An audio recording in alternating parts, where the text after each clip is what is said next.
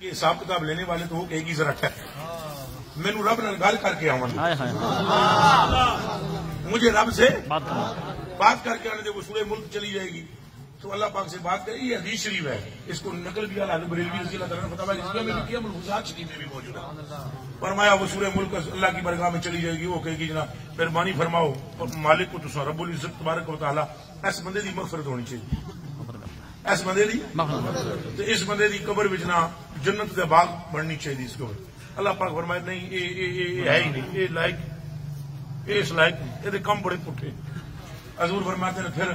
اس طرح جھگڑا کرے گی سورہ ملک اللہ سے جس طرح مخلوق میں کوئی کسی سے جھگڑا نہیں کرتا کوئی اتنا جھگڑا نہیں کرتا جس طرح جھگڑا کرے گی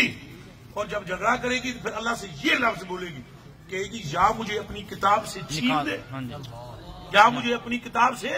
چھین دے یعنی نکال دے چھین دے اپنے کلام سے ہٹا دے یا پھر اس بندے کی قبر کو جنت کے باغوں میں سے باغ بنا اب تعالیٰ فرمائے گا جا جنت میں سے لباس لے کر چلی جا بسترے بھی لے جا جنت کے اس کی قبر میں بچھا دے اب سورہ ملک اپنے محبت کرنے والے کا اتنا خیال رکھے تو سلطان الملک محمد عربی کی محبت کا عالم کیا